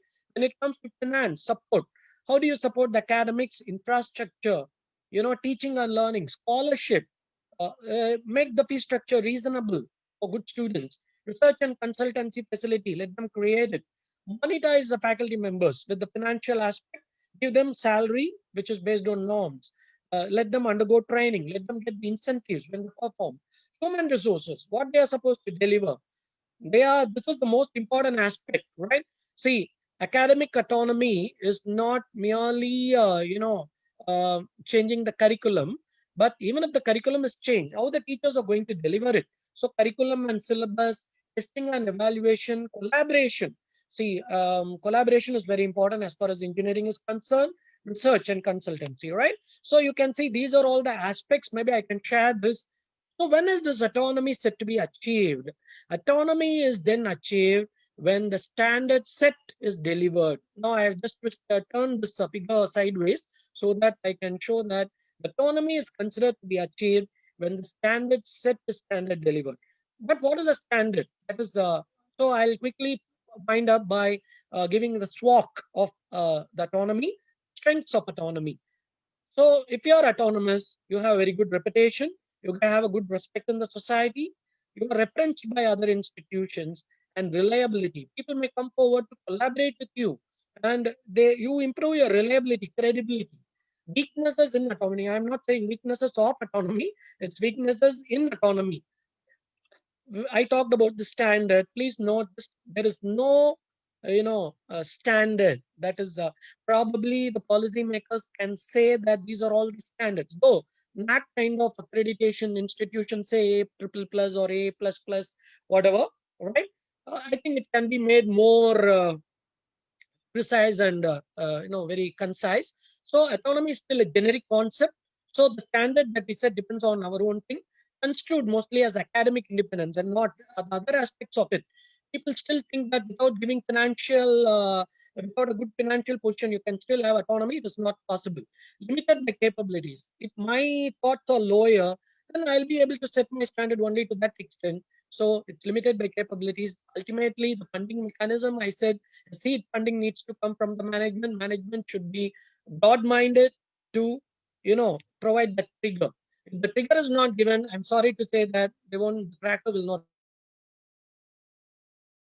This everyone knows, so I'll just skip this because I think I'm going to just close it.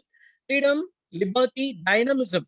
What is dynamism? Now, this NDP is proposing a lot of changes with autonomy. I think we should be able to implement all that. For example, in my engineering college, I can bring in art, science, whatever, because that's what NAP, we have to wait for the guidelines, as Sir said. Performance to attract funding is also possible. See, these are all opportunities. I want to mention one thing, which is a solution for the poor performing institution. I happen to listen to the VC, Dr. Sanjeevi of Sri Satya Sai Institute of Higher Learning.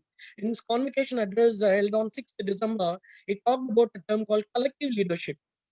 These institutions now consider them to be standalone. Okay, they don't think they have any support. But when it comes to a common, motivation, I think they should join together. Managements can join together. The leaderships can join together. I think this is going to bring about major change. I think there must be some provision for that in NEP as well. Finally, I'll wind up by saying the challenges in autonomy. The standards, since it is indifferent, right? Sorry, it's different. I'm sorry. Maybe some other college may set higher standards. So we have to actually catch up with the standards set by our competitors. There are also a lot of external sources which prevent you from increasing your standard. It could be political or whatever, right? Convincing the stakeholders that you are a good institution initially, later on, you in your publicity, even by by proving yourself, you will get a lot of stakeholders. Constraint imposed by regulatory authorities. Still, we expect some regulations to happen. We have to overcome those constraints, and we have to convince the regulatory authorities that we are good institutions.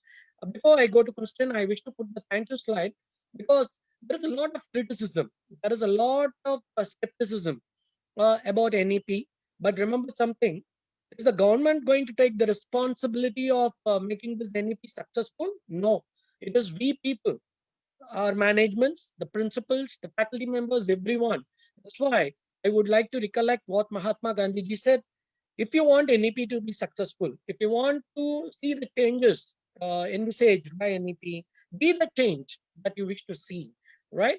Don't simply blame it on the government. Don't say that, this party, I don't think any political, kind of perception should be applied here, right? With this, I also join Professor Hrishikesh to take up any questions from the intellectual audience. Thank you for giving me this wonderful opportunity. Thanks to Vidya Bharati, Ucha Shiksha Sansthan, and thanks to my Hrishikesh Soman sir. We had a wonderful chat before we started preparing. And thanks to all of you for giving this wonderful opportunity. Thank you. बहुत बहुत आभारी है Ganesh sir आपका भी।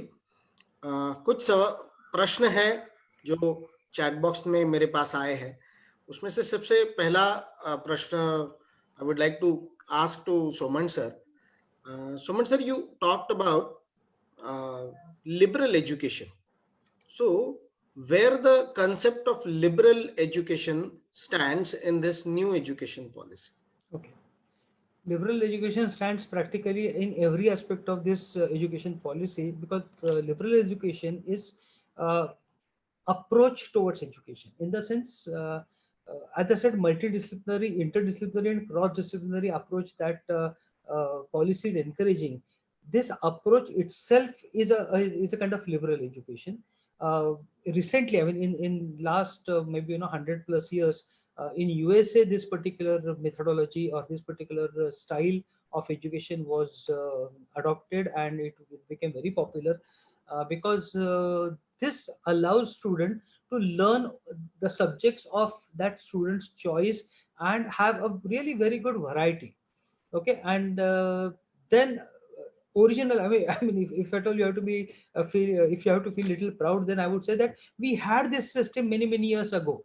When you talked about Takshashila, when you talked about all those old universities, we had this system where the student was learning various aspects. So the student was learning Dhanur Vidya also, the student was learning Arthashastra also, the student was learning something else also. So we had this system. Unfortunately, during this in this period, we lost it. Now it is coming from USA to us, and anything comes from USA is always good. So naturally, people will accept it as a glamorous thing. But then it is part and parcel of our ethos. It is not just a imported thing as such. It is part and parcel of our ethos, because your life is not singular. Your life is also multidimensional, and therefore you need to have the exposure of multidimensional things, which this liberal education provides. Everywhere in this policy, liberal education is incorporated subtly. Second question to both of you is, I want Ganesh sir also to give his opinion when it comes to technical education related thing. Yes, sir. A very important aspect of internationalization of education. Wow, good. Point is noted by one of the participants that it is said in the new education policy that our institutions will be allowed to go in outside countries and start their centers, or rather whatever they want to. And we are going to invite top 100 universities in India and set up their own centers in India. So how these two things are going to get implemented? What are the pros and cons of the same? So I'd like to both of you to give your opinion on this point. Okay. May I start Hrishikesh first? ji, you can first, tell about this. Probably Sure. I can add. Sure. See, as far as if you are asking about the procedural aspect, we'll have to wait for the government guidelines, because how it is going to be implemented, when it is going to be implemented, which universities we will be inviting, where we will be allowed to go out, and so on and so forth. We will have to wait for the government guidelines. Conceptually, if you are interested, then I would say if you are doing well, and if there is a market for you, you can happily go there. There's no issue about it.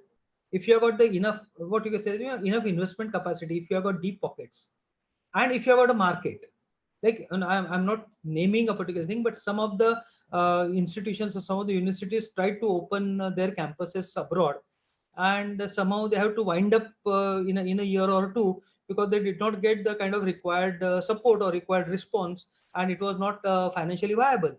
So our institutions going abroad, see, try to understand one thing. In 1991, when the economy started opening up, and when the foreign companies started coming in, Coca-Cola came in, all this thing, all our local people, this is a very typical Indian mentality, I believe. The first thing what we do is we get scared. Okay. So then somebody said that it's just similarly, when the foreign companies are coming in, we can also go out. So if you are capable enough to go out, please go out, no problem about that. You should have the required name, fame, glamour, so that you can have the foreign students enrolling in their city, in your institution. Like, for example, suppose you want to open your institution, say, in Toronto. Now, the local Canadian students should take admission in your institution. If you have got that kind of bandwidth, please go ahead. But as I said, the procedural aspect, the government guidelines will tell you. Conceptually, I'm telling you this thing. Internationalization has got two aspects. One is the students coming to India for education purpose. That's a great opportunity to earn a foreign exchange and goodwill, because it is, education is also part and parcel of tourism. So what we have to do is we have to attract. So study in India program is introduced by Education Ministry, earlier MHRD. That is actually focusing this thing, how we can attract the students from various countries to our country, so that we will have a good amount of foreign students. We always talk about the students going abroad and students going to USA or Canada or Australia or UK for further education. What about students coming to us? As I said, we are trying our level, so we are getting, and Symbiosis is known for that. I'm not just saying that, but you get African students, you get Southeast Asian students, you get students in Pune also. We have got quite a large number of students. So internationalization is one aspect, and that is students coming to India. And this second aspect that they are talking about is our institution going out, or they. Now, when international institutions are coming in, there are two angles or two opportunities, I would say. They will have to invest in the land, and they will have to construct this thing. Instead of that, they may choose to have collaboration with the local institution, and they will be able to establish their campus without much hassle in India. See, instead of right from the scratch, they have to construct the campus. If somebody is coming to India, a top 100 university, then they may say that, okay, this institution is a reputed institution. Why don't we have a kind of management collaboration, and from tomorrow ABC becomes XYZ kind of thing, and the local campus is being established. So that is also possible. Now, as I said, perform or perish. This is the important thing. When 100 good institution, when and how, I don't know. I'm just giving you the again possibility. When 100 good institutions are trying to establish their campuses on our land, please try to understand, if you do not perform, why students will come to you? If you do not pay them well, why teachers will stay with you? When it is as simple as that. So it's a competition, it's a market, it's a competition, and we will have to pull up our socks, and we will have to face this kind of competition. And if you're capable, you can also go out. The third aspect of internationalization over here is preparing your own students for the global market. In the sense, now we have heard that India is going to be the supplier of the trained manpower. We will be having 47% excess capacity. I don't have the statistics to support exactly, or source to support. I have heard in one of the lectures in Pune University here that all other countries have got negative this thing. We have got positive. That means we have got 47% surplus, and all other countries have got -9%, -5%. So our students will be getting jobs in, say, Romania, Cambodia, Yugoslavia, or whatever it is. Now in this case, we have to create this kind of environment, or we have to draft our education in such a way that these students are capable of going out for job purposes. So that multicultural, that multi-ethnic exposure they should be getting. So globalization is to be understood at three levels: foreign students coming to our country, our institution going out, or other institutions coming in, and we create a global citizen from our conventional education. Thank you. Ganesh sir, please. So in my viewpoint, I feel it should be done in various stages. Like as you said, see, the 100 institutions among, say, 15,000. 15,000 is the conservative number. See, the policy says we don't want to have overwhelming number of institutions. We want to limit the number of institutions by merging them or by making them multidisciplinary. Out of that, 100 is a very small number. Whereas this, the multidisciplinary liberal thing should allow. This is my, expectation. I'm not saying that. No, one aspect of internationalization is we should be able to send our students to a foreign university, also do the courses there and transfer the credits, right?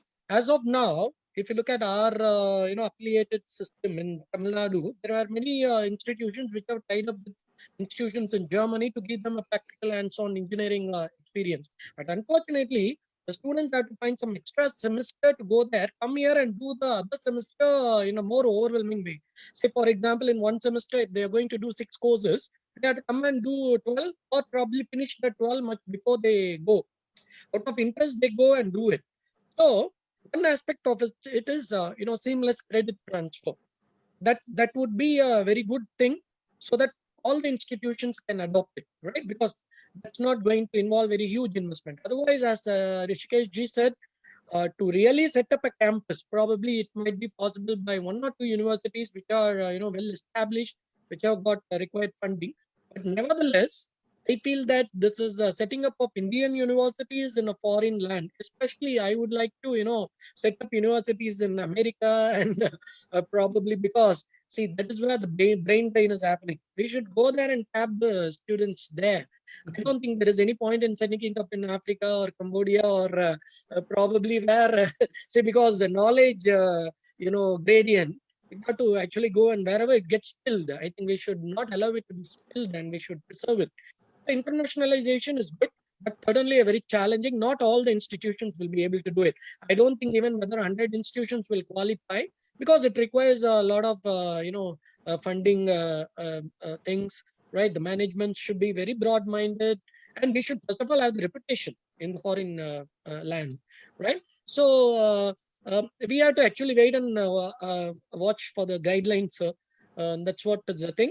But I feel we can all, because I found that UBSS is with the help of its board of intellectual trustees.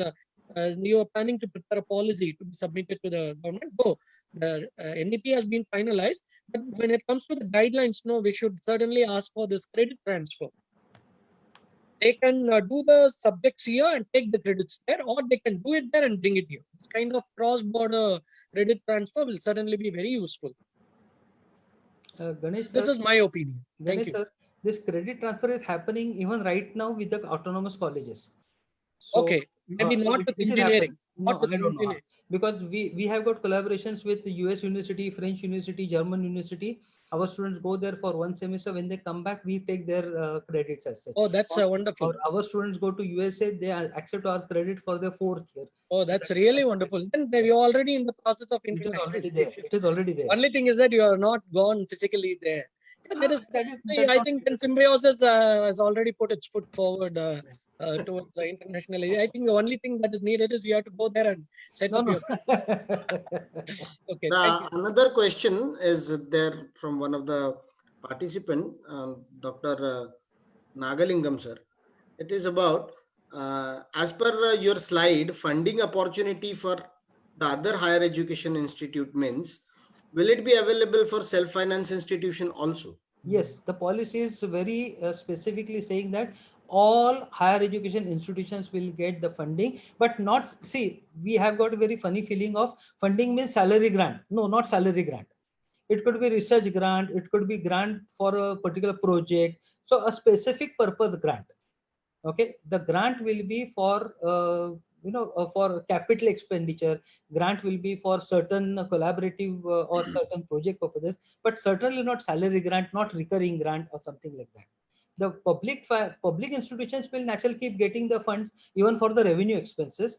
But for HEIs, other HEIs which are self-finance HEIs, the funding is today, even that funding is not available, really speaking. Like autonomous colleges, the UGC gives 10 lakhs, 15 lakhs, depending upon the category, per year grant for the grant-in-aid colleges. And the non-grant autonomous colleges, they don't get any grant like that. So that may not happen in new education policy. where even the non or self-finance institutions are eligible to apply for this thing, for specific expenses, and the grant will be given for capital. But that is not going to be, as I said, recurring one. Thank you. One additional question is to both of you, that the new education policy is purely focusing on specifications of Indianness of education. The very important point is we want our students to be more patriotic. They should actually understand what the contents Indian people have anciently developed, and we should be able to collaborate whatever ancient contents we have with the changing modern technology. So under autonomy, or how this concept of implementation of Indian ancientness or original knowledge of India can be collaborated with this process, and what are the ways and means to implement this thing, and how we can go with this for autonomy. Probably we should start with Ganesh sir for this question. Yes, so when we say making it more oriented towards the Indian culture, and see that's something which is a need of the hour. Because as pointed out by, I think, Mr. Hrishikesh only some time back. Now, see the culture, the foreign culture is actually having an influence. But see there are multiple conditions and environment. See, we are all here in India, right? There may be certain conditions, and there may be certain things that are applicable to certain countries. Like, for example, when I am in the US, I have some conditions with which I thrive, and I put up with it. When it is in India, say, especially when it comes to, say, the cultural aspect of it. Uh, see, uh, uh, Here education is not. I feel education is not knowledge alone. Education is the way of life, right? I think we have to know the Indian way of life. Don't ask me, no, but most of the students go abroad. See, again, in technical education, students need not take this. See, this is going to be a very big topic of debate. Why these students need to be taught our culture? Why they need to be taught about, even, you take patriotism. Why should they be patriotic when they are going to go and serve a foreign country? Now, the answer is, as long as you are an Indian, as long as you are a citizen, I should say, you need to be patriotic. Right? There is no doubt about it. It doesn't mean that you need not know, or you need not have a feeling of patriotism just because you don't have good opportunities in our country and you're determined to go and serve in the US or Canada. Right? See, many people do that right now. When they go and work there, they speak as if they are an American, and they talk ill about this country. Right? So that kind of, as rightly said, liberal education. Liberal education, the word itself says liberal, like liberal in terms of thoughts, right? Let us not have narrow-mindedness, saying that, okay, I will not be learning this, or how this learning is going to be of help to me. Is it going to really get me an earning? Not everything can be equated to learning, right?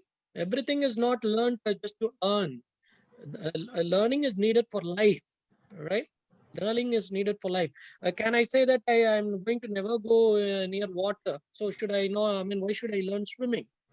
So it is this kind of, if you can feel that this type of question can be asked, right? I'm never going to take up a career in water. I'm not going to become a marine engineer.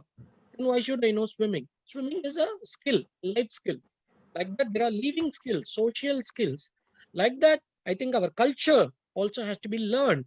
See, it's actually, it may be a vague answer given by me, not very clear. But still, I feel something is, it's something essential which we all need to know, as long as we claim that we are born in this country and we are the citizen of this country.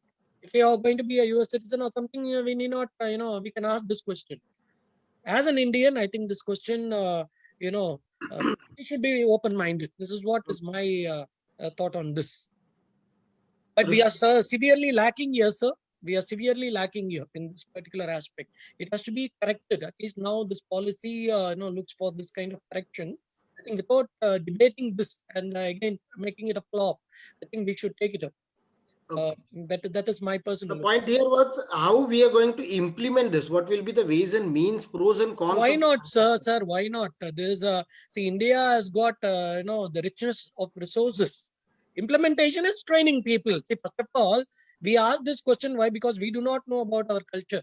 See, obviously, someone has to know it so that they can deliver. Let it get trained. Let us not allow our ancient learnings and ancient the culture and other things too. That's what is being advocated by many religious leaders and others, but it's all being mocked at. They say, this is what you have to learn. Ayurveda. What about homeo or siddha? See, everything is learning. See, if you say that no, only the English medicine is going to be useful. No, see, the number is also dwindling. I agree. So we need to certainly look at institutions.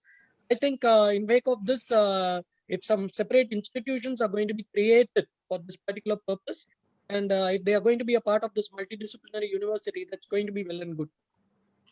Yes, sir. Rishikesh, sir, please. See, I always ask this question to my student that when you go abroad for education purposes or for job purposes, and if when somebody says that okay, you are Indian, so exactly what do you mean by you are Indian? Okay, how would you describe yourself? Just born in India is not good enough for us to be described as Indian. When you the Indianness lies in our culture and all these things. So what Ganesh sir has already said, I agree with that. Now, as far as the implementation is concerned, for IPR reasons, I'm not going to disclose few initiatives that I have already started. So I hope you don't mind. But what I'm saying is, you can certainly start all this thing, and in fact, in the policy itself, we have got the indication that 64 colors are to be taught. So that is the indication. So when you are talking about 60, I'm just adding not just 64 colors, but in 14 Vidya should also be taught. Why Vedas not to be taught? Why all these other things are not taught? Out of the 14, there is a Veda, Upaveda, and other things that we have got. Why it is not to be taught? And in commerce college, in arts college, in science college, why it cannot be taught? It can be taught. You say, start a separate department, because that's what they are saying, that when you are becoming multidisciplinary university, you have to expand, you have to start additional departments, you have to recruit people, and then you can do it. So it is possible. Now, as per the very typical traditional this thing, all these departments will be non-grant departments. So I can't help it, but then you have to create funds, or you have to create some kind of resources to run these institutions, because the number of the students initially will be little very small as a specialization. But you can add, see, I'm telling you frankly, though we are autonomous, the degree even today comes from the university, and because it is a very granted kind of pattern, we have got a very rigid structure of subjects which the Maharashtra government is giving money for those posts, and therefore we cannot really have the flexibility. The moment after this policy we become the degree awarding colleges, we will have that kind of freedom, and we will be able to expand, and we'll try to add. Even in BCom, we can certainly add certain topics of 64 colors or 14 Vidya, and we should be able to do that. So implementation is, if there is a will, there is a way. So you can do that really. Okay, last question and last 1 minute to both of you regarding this implementation of autonomy. So we will be able to. I want you to give your concluding remark with this last question. In bullet points, what are the 4 to 5 very important prerequisites of being autonomous? Okay. Whom do you want to start?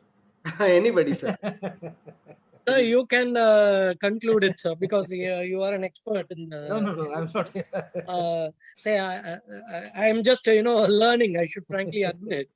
Yeah, See, please. if you're an affiliated college, and if you want to become autonomous college, very important thing here is, I have said that in so many times, there has to be willingness. That's a very important thing. And now what happens under NEP, that is National Education Policy, you don't have choice. So willingness, whether it is willingness or not willingness, you have to do that.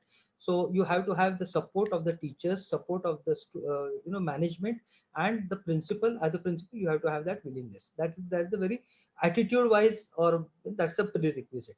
Second thing is, you should have the kind of progressive ideas to implement autonomy. Right now, this autonomy, as I said, will be part and parcel of what autonomy we are experiencing. That we will be having the academic freedom, operational freedom, but the degree will come from the parent university. So in that case, naturally, you can change the subjects, you can change the evaluation pattern, you can change all these things. But how to do that? You should have some creative ideas for that. And now you can add some additional program, you can start some new programs, and you can start adding to the revenue of the college. All these things are possible. So you have to first decide, why do you want to have autonomy? Now when I'm saying why, I'm not saying that, no, don't give me the answer that, there is no alternative, that's why we are going for that. I'm saying why means how you are going to uh, use this autonomy to better yourself, kind of thing. So why are you, so new programs will be starting, innovation in evaluation pattern that you will be doing, you will be adding new subjects or different subjects or replacing the old subjects. How you are going to make the syllabus relevant and contemporary for the students, how your students will be industry ready, or how your students will be life ready once they graduate from this thing. That is a very important aspect. So first, your attitude, willingness from management and other stakeholders, then your there has to be a perspective plan of all these things, and then readiness to work hard, especially in the initial period. You have to work hard sincerely, you have to do all these things. You can't just simply say that, no, no, no, my 4 hours are over, now I'm going. No, it doesn't happen that way.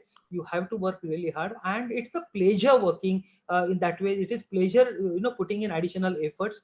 And these are the things I think it's good enough for you. Of course, there are terms and conditions and guidelines and statutes and other things, but that we can go specifically as the examination is concerned, and other things are concerned. So everything cannot be covered over here, the nitty-gritties are concerned.